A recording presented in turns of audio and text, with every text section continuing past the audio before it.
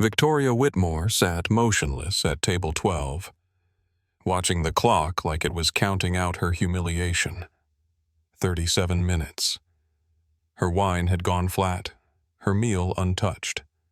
The last text from Marcus read simply, "On my way," before going silent. She stood, pulling her coat tight, forcing herself to look calm until a quiet voice beside her broke through. "Excuse me. Would you like to share the table?" She looked up to see a single father shielding his daughter's hand like he was shielding the whole world. The day had been brutal even before the restaurant. Victoria had spent 6 hours in a boardroom war. The executive council pushing her to sign off on a development deal that made her stomach turn. Buy out a residential neighborhood at rock-bottom prices. Displace families who'd lived there for generations. Erect luxury condos that would stand empty as investments. The numbers worked. The optics didn't. She'd left that meeting feeling like she needed to remember what it was like to be human, not just a signature on acquisition papers. That's why she'd agreed to meet Marcus Reed tonight. He'd been introduced through mutual connections as someone who understood her world. Someone who could handle the pressure of dating a woman whose face appeared in financial magazines. Someone, they said, who saw her as more than a trophy or a business opportunity. The restaurant she'd chosen was deliberate. No paparazzi camping outside, no business associates who might interrupt with merger talk, just a family-owned Italian place in a quiet neighborhood. The kind of spot where normal people came for anniversaries and birthday dinners. She wanted, for once, to feel like one of them. Marcus had suggested somewhere more upscale, but she'd insisted. She should have known then. 10 minutes in. The first text arrived. Traffic on the bridge. She'd nodded to herself, ordered water, studied the menu she already knew by heart. 20 minutes in, another message. Accident causing delays. The waiter had approached twice, asking gently if she'd like to order an appetizer while she waited. She'd declined, smile tight, aware of the glances from other tables. At 30 minutes, she saw it. Not a text about traffic or accidents, but a social media story from someone she vaguely knew. There was Marcus, clearly visible in the background of a downtown bar, drink in hand, laughing with a group she didn't recognize. The timestamp read 18 minutes ago. She'd stared at her phone, a cold understanding settling over her. This wasn't traffic. This was a test, or worse, just plain indifference. She was successful, powerful, wealthy, and, apparently, still someone who could be left waiting at a table like she didn't matter. The shame of it burned hotter than anger. She could buy this restaurant. She could buy the whole block. But she couldn't buy the one thing she'd wanted tonight, to not be alone. Victoria started gathering her things, mind already composing the calm. Dignified exit. She'd leave cash on the table for the wine she hadn't drunk, walk out with her head high. And tomorrow, Marcus would get a single-line text that she was no longer interested. Clean, professional, utterly empty. That's when she heard the voice, across the restaurant.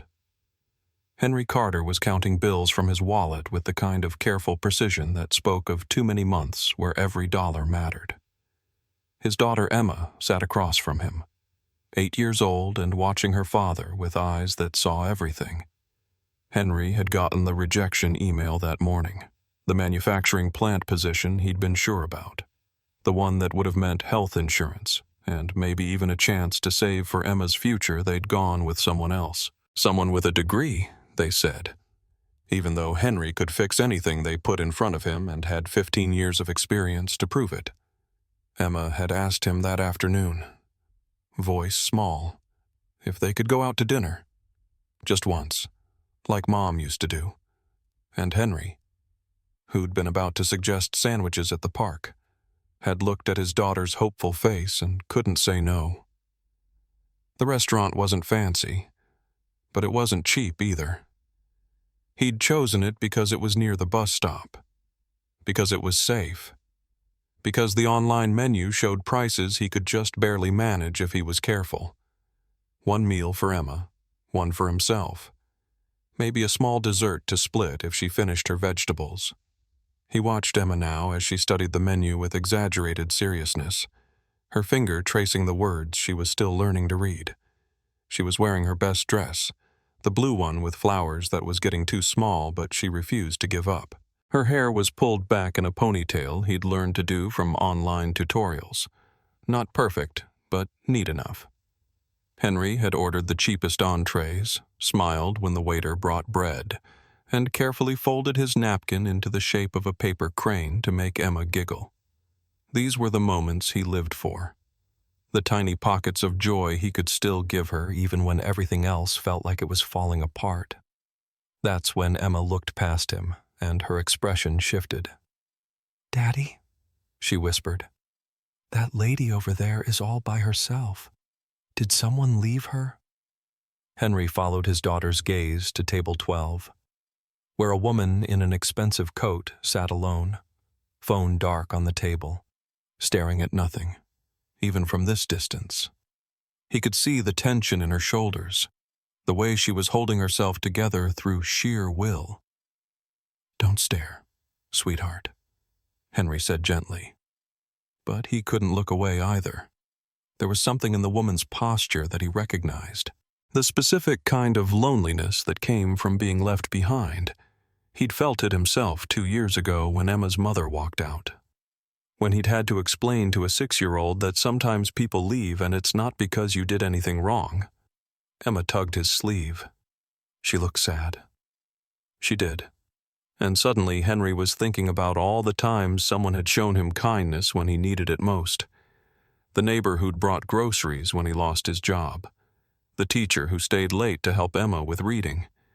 The stranger at the laundromat who'd given him quarters when the machine ate his last dollar. Their table had 2 empty seats. It was a small thing, maybe an unwelcome thing. But standing up and walking away felt worse than the risk of embarrassment. Henry pushed back his chair before he could overthink it. Emma's eyes went wide. He walked the few steps to table 12, heart hammering, painfully aware of his worn work boots and the fraying cuff of his jacket. Victoria was reaching for her purse when a shadow fell across her table. She looked up, defensive walls already rising, expecting the waiter with another pitying offer to take her order. Instead, she found herself looking at a man about her age, maybe slightly older, with kind eyes and calloused hands clasped nervously in front of him. Behind him stood a little girl peering around his legs with unfiltered curiosity. "Excuse me," the man said, voice quiet and respectful. "I don't mean to intrude, but if you're not waiting for someone, our table has extra room. You're welcome to join us, if you'd like." Victoria's first instinct was automatic refusal. She didn't need charity. She didn't need pity from strangers. The words, "I'm fine," were already forming when the little girl stepped forward. "You looked lonely," Emma said with the devastating honesty only children possess. "You can sit with us. We're celebrating." "Emma," Henry said softly, but there was no reprimand in it. Victoria looked between them. The man wasn't leering or trying to impress her. There was no agenda in his face, no calculation. And the child, she was looking at Victoria like she was just another person who might need kindness, not a CEO or a failed date or anything other than someone sitting alone. When was the last time anyone had looked at her that way? "What are you celebrating?" Victoria heard herself ask. Emma beamed. "Daddy took me out for dinner, just because."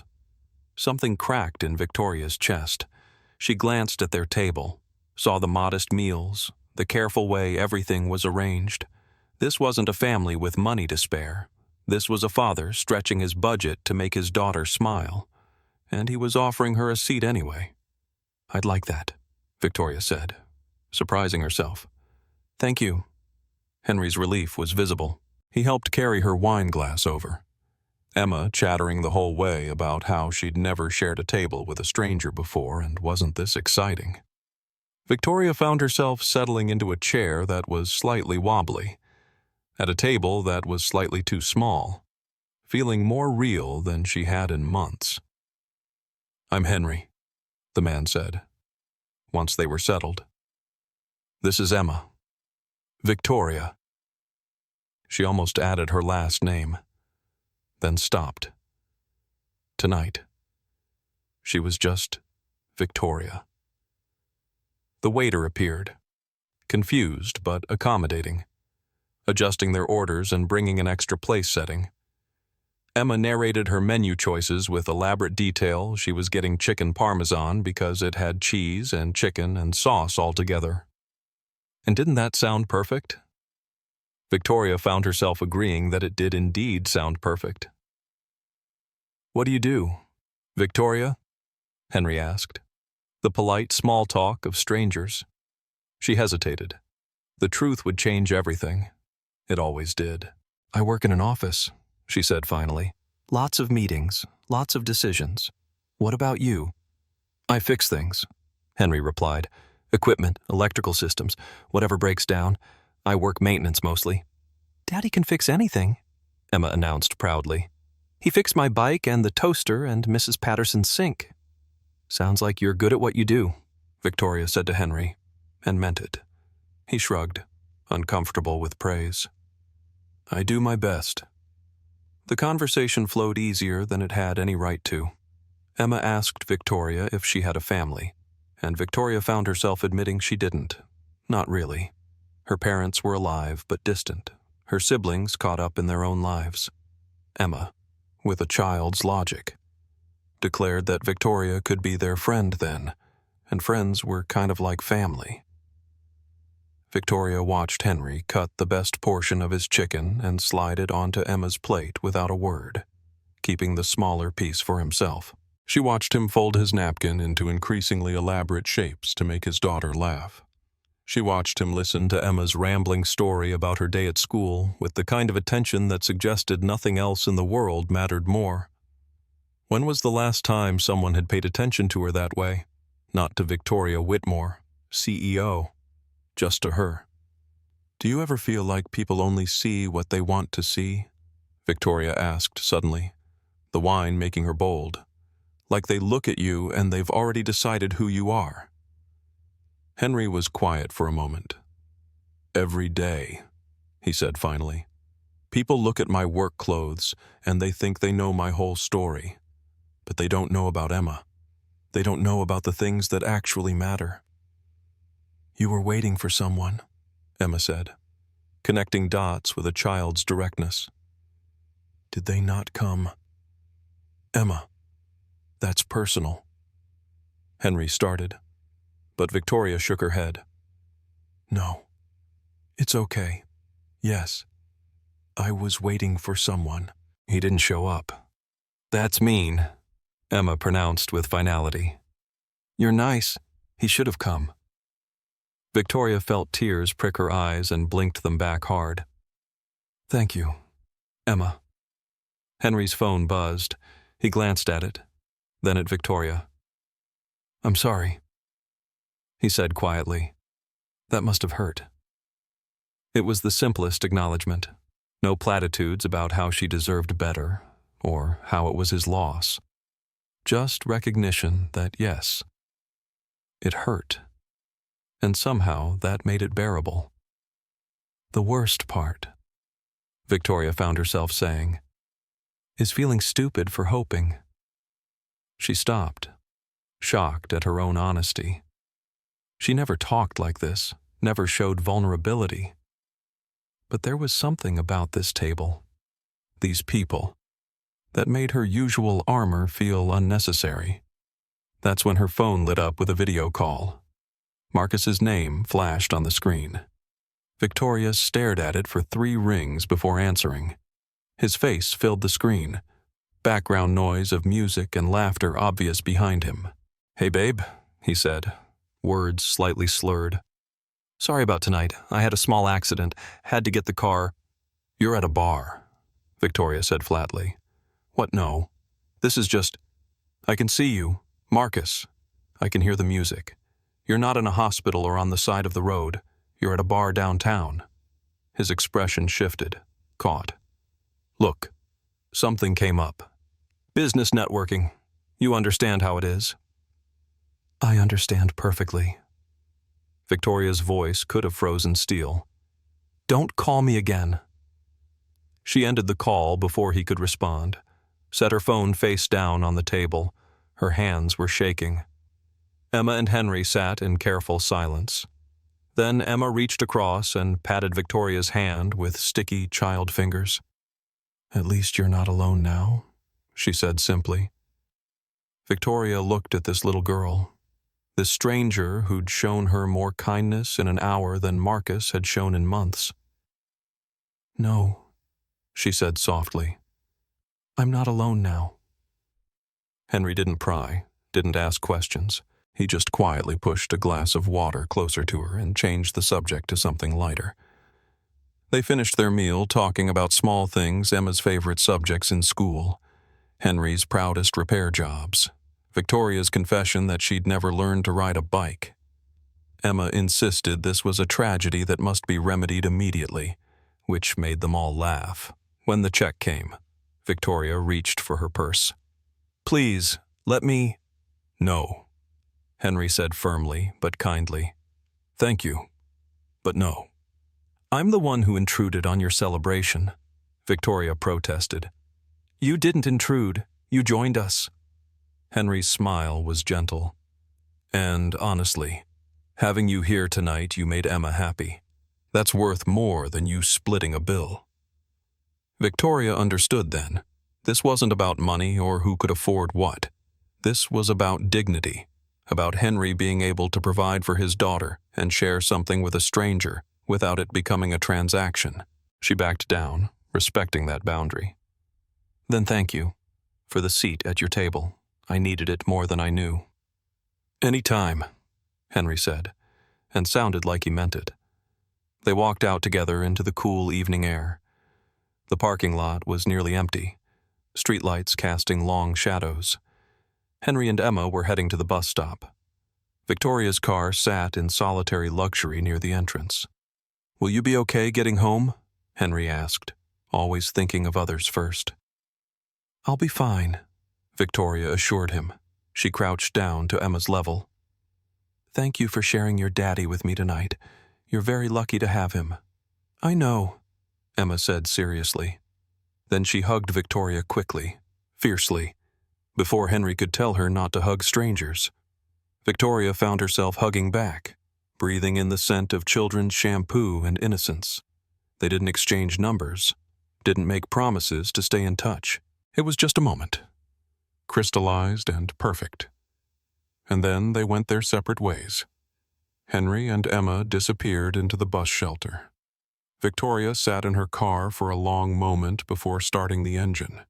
She'd remember this night, the worn table, the paper crane Henry had left behind, the way Emma's laughter had sounded like hope, the question that had saved her from drowning in humiliation. Would you like to share the table? 2 weeks later.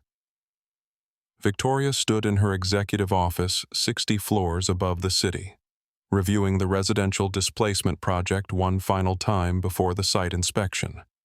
The paperwork was immaculate. The legal team had covered every angle. The profit projections were staggering. All she had to do was show up, walk through the neighborhood slated for demolition, and authorize the final phase. Her assistant Rachel appeared in the doorway. "Car's ready whenever you are. The site manager's already there with the full team." Victoria nodded, gathering her tablet and coat. "Let's go." The neighborhood was older than she'd realized from the aerial photographs. Trees lined the streets despite the neglected infrastructure. Children's toys dotted small yards. Someone had painted a mural on the side of a corner store. These weren't just buildings on a balance sheet. These were homes. The site manager, Bernie Hale, met her with the kind of obsequious smile that made Victoria's skin crawl. "Ms. Whitmore, pleasure as always. We've prepared the full walkthrough. I think you'll be impressed with how smoothly the acquisition phase has gone." They walked through several buildings slated for the first wave of demolition. Bernie pointed out code violations and structural issues with barely concealed glee. Each problem another justification for tearing it all down. Victoria took notes, maintained her professional demeanor, tried not to think about the families who'd be displaced. Then they entered a building where renovation work was underway, temporary repairs to keep it habitable until the demolition date. Bernie was mid-sentence about electrical problems when Victoria heard a familiar voice. "I told you 3 times. The issue isn't the panel. Someone bypassed the ground fault protection. That's what's causing the intermittent failures." Victoria's head snapped up. There, kneeling beside an open electrical panel, was Henry Carter. He was wearing work clothes covered in dust, safety glasses pushed up on his forehead, explaining something to a younger apprentice with the patient tone of someone who genuinely wanted to teach. He hadn't seen her yet. "Mr. Carter, is it—" Bernie's voice cut through like a blade. "I don't recall asking for your opinion on the diagnostics.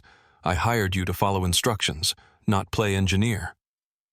Henry stood slowly, wiping his hands on a rag. "With respect, Mr.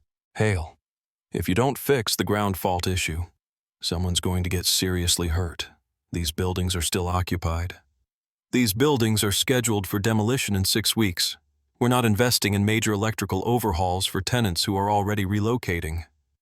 6 weeks is enough time for a child to get electrocuted," Henry said quietly, firmly. That's when he saw Victoria. Recognition flashed across his face, followed immediately by confusion and something else, a dawning, uncomfortable realization. He saw her expensive suit, the deference Bernie showed her, the tablet in her hands with the company logo. "You're the CEO," he said flatly. Not a question. Victoria felt the ground shift beneath her.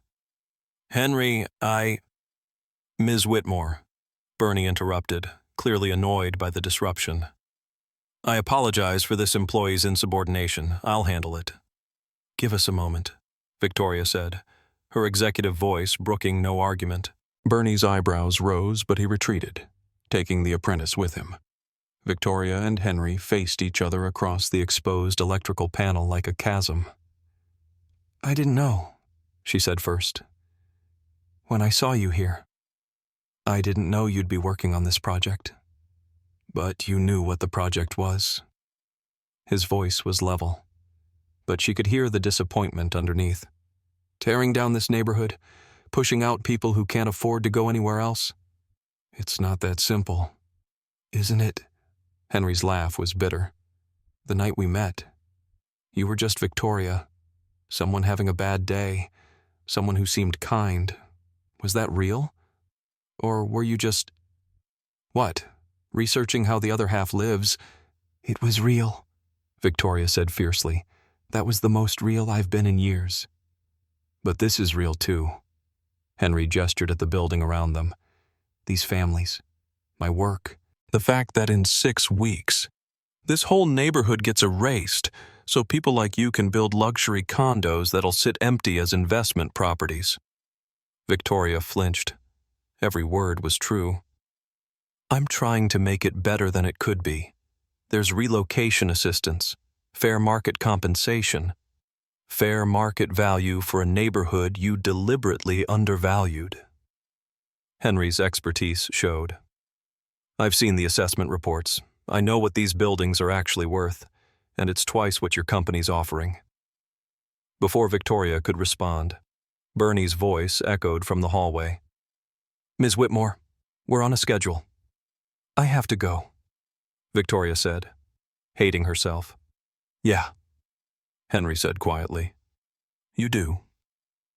She walked away feeling his eyes on her back, the weight of judgment she deserved. The rest of the site inspection passed in a blur. Bernie droned on about timelines and profit margins. All Victoria could think about was Henry's face when he realized who she was, what she represented. That evening, Emma asked her father about the fancy lady they'd met.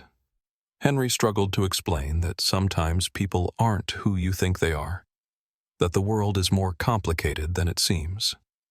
Emma, with a child's uncomplicated morality. Asked if the lady was mean now.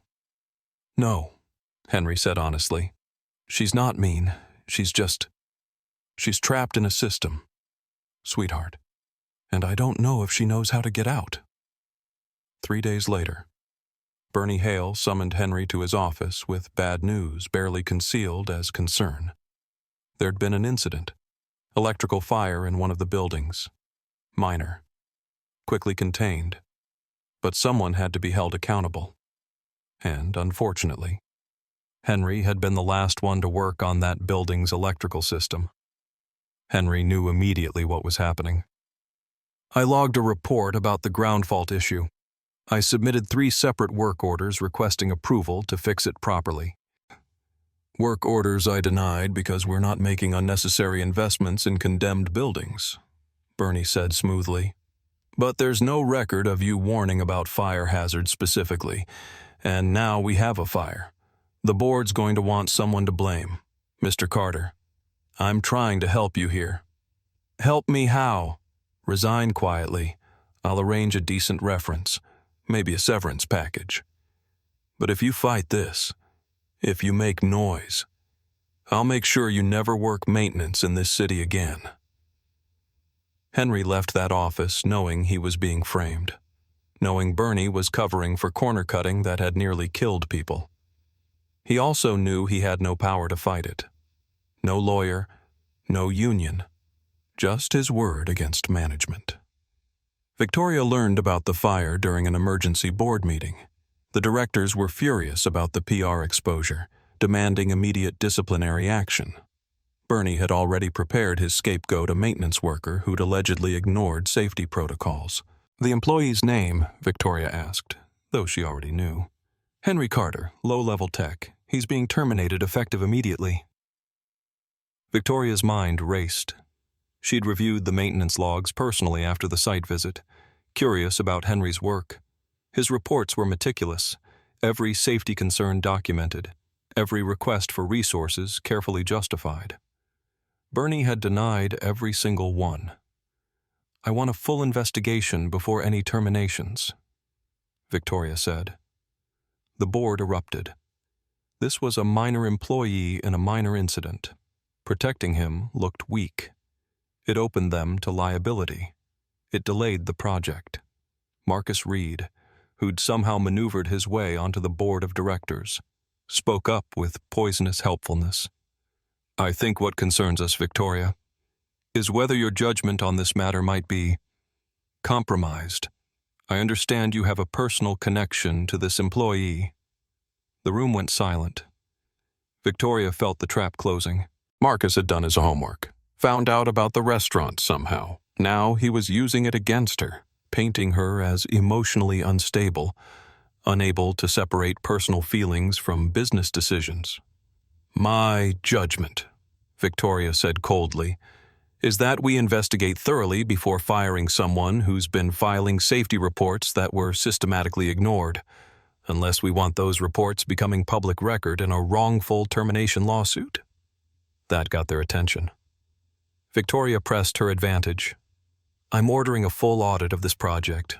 Maintenance logs, safety reports, every corner that was cut to stay under budget. If Henry Carter is responsible, the evidence will prove it. But if he's not, if someone else is covering their mistakes, we need to know before this becomes a much bigger problem." "This is highly irregular," one director protested.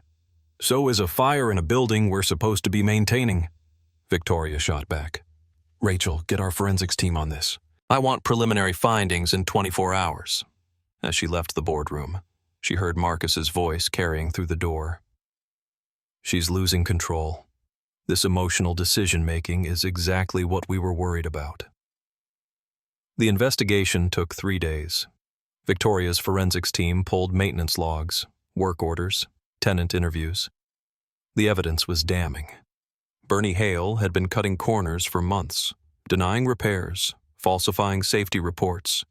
The fire was caused by the exact issue Henry had warned about repeatedly.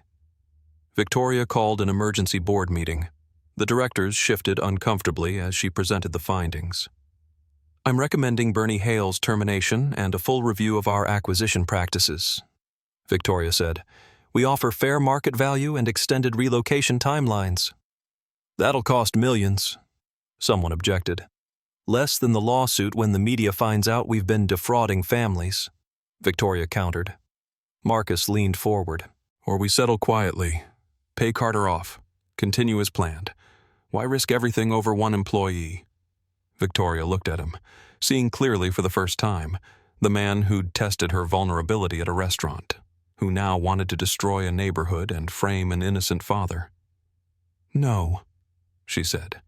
We do this right, or not at all. I'm calling for a vote.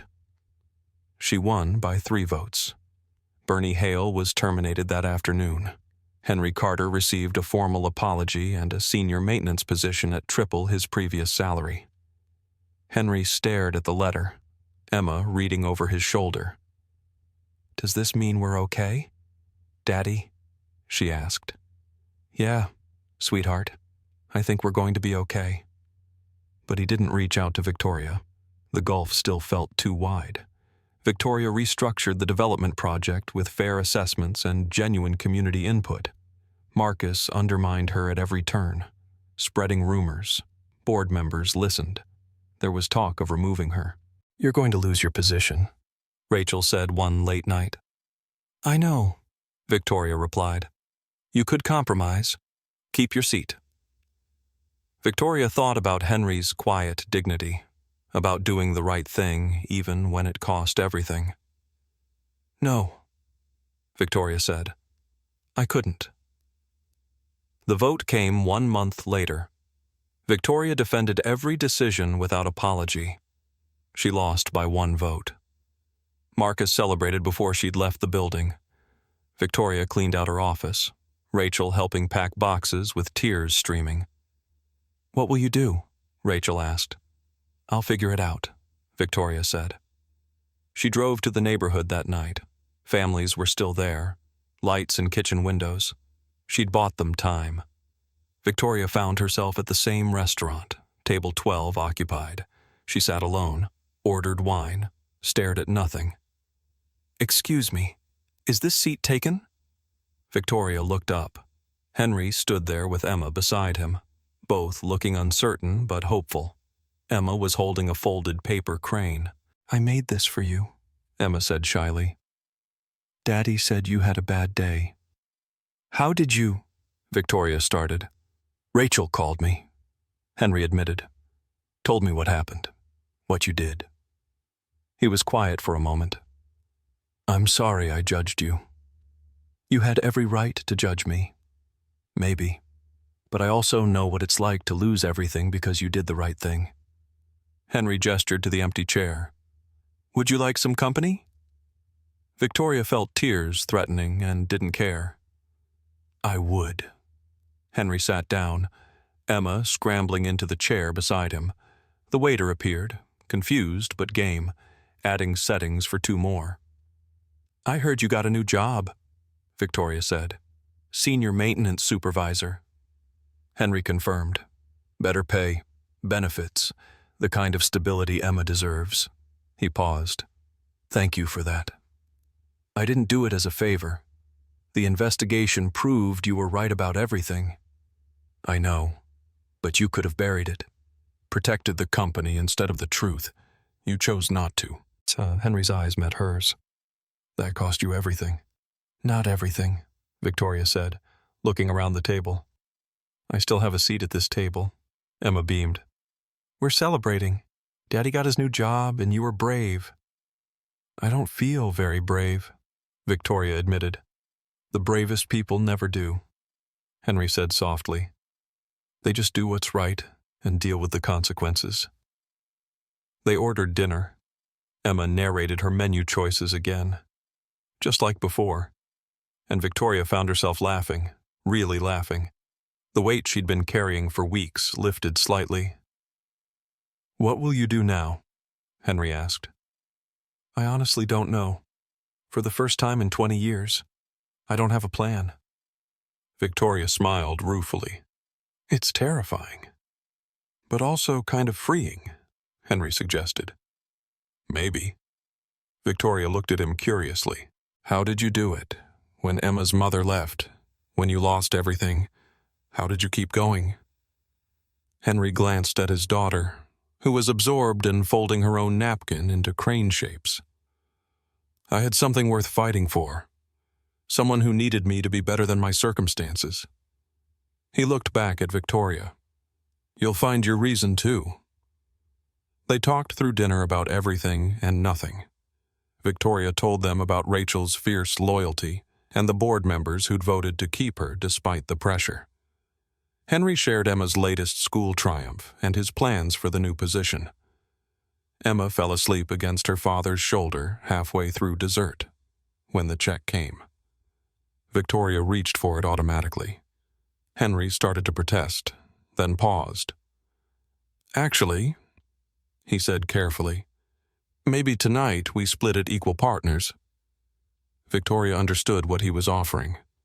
Not charity, not superiority, just equality. I'd like that. They divided the bill exactly in half, walked out into the cool night together. Henry needed to get Emma home. Victoria had nowhere particular to be. Will you be okay? Henry asked. The same question he'd asked the first night. This time, Victoria's answer was different. I think I will be, eventually. Emma stirred, mumbled sleepily. Will we see you again, Miss Victoria? Victoria looked at Henry. He looked back, and something unspoken passed between them. An acknowledgement, a possibility. Yes, Victoria said. I think you will. Good, Emma said, satisfied, and went back to sleep. Henry shifted his daughter's weight, prepared to head to the bus stop. Then he paused. Victoria. That question I asked the first night. About sharing the table. Yes. I meant it. Anytime you need a seat, it's yours. Victoria felt something break open in her chest. Something she'd kept locked for years. Only if you promise you won't leave when things get difficult. I'm a single dad who just got framed for arson and lost his only job, Henry said with a slight smile. Difficult doesn't scare me anymore. They exchanged numbers this time, made tentative plans for coffee later that week, parted ways with Emma's paper crane in Victoria's pocket, a small weight that felt like hope. Victoria drove home slowly, mind wandering over everything that had happened. She'd lost her position, her salary, her corporate power, but she'd kept something more important, the ability to look at herself in the mirror, the knowledge that when it mattered, she'd chosen people over profit. Her phone buzzed. A text from Rachel. 3 board members just called. They want to talk about forming a new company, something with actual values. You interested? Victoria smiled. Maybe she had a plan after all. 3 months later. Victoria worked in a small office overlooking the neighborhood she'd saved. 3 board members had joined her to build something new. A development company prioritizing community alongside profit. Harder, slower, less lucrative, but real. Henry stopped by during lunch breaks, sometimes bringing Emma. They'd become friends first, carefully, then more, in small increments that felt earned. Emma called Victoria her almost mom, making both adults tear up and laugh. They hadn't rushed. Both had too much at stake. But they were building something real, on the anniversary of their first meeting. Henry reserved table 12. Emma was with her grandmother. Victoria arrived early. Nervous, Henry was already there in a tie Emma had clearly chosen. Hi, Victoria said. Hi. He pulled out her chair. I wanted to thank you for saying yes when I asked to share a table, for staying when you found out who I was, for choosing what was right. You changed mine first, Victoria said. You saw me when I was invisible. They ordered the same meals as that first night. No Emma to deflect the intensity. Just 2 people who'd found each other in darkness. I have something for you, Henry said, pulling out a small box. Inside was a bracelet of folded paper cranes, laminated to preserve them. Emma helped. She said you needed your own flock to remind you you're not alone. Victoria put it on with shaking hands. It's perfect. They finished dinner talking about Victoria's new company, Henry's engineering plans, Emma's birthday party, the future taking shape. When the check came, they split it without discussion, equal partners, walking out. Henry caught her hand. Would you like to share the table? Not just tonight, but always. Victoria thought about her journey, the humiliation that brought her here, the kindness that saved her, the choices that cost everything and gave her something infinitely more valuable. Yes, Victoria said. I would like that very much. They stood under the streetlights where their story began, two people from different worlds who'd found common ground. They had scars, struggles, a past that couldn't be erased. But they also had each other, and a table, always waiting. That question simple, earnest, impossible to refuse, had changed everything. Want to share the table? It wasn't just about dinner.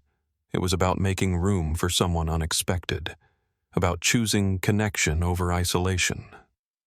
Victoria squeezed Henry's hand, Emma's paper cranes dancing from her wrist. Tomorrow would bring challenges. But tonight, she wasn't alone at table 12. Tonight, and every night forward, she had a place where she belonged.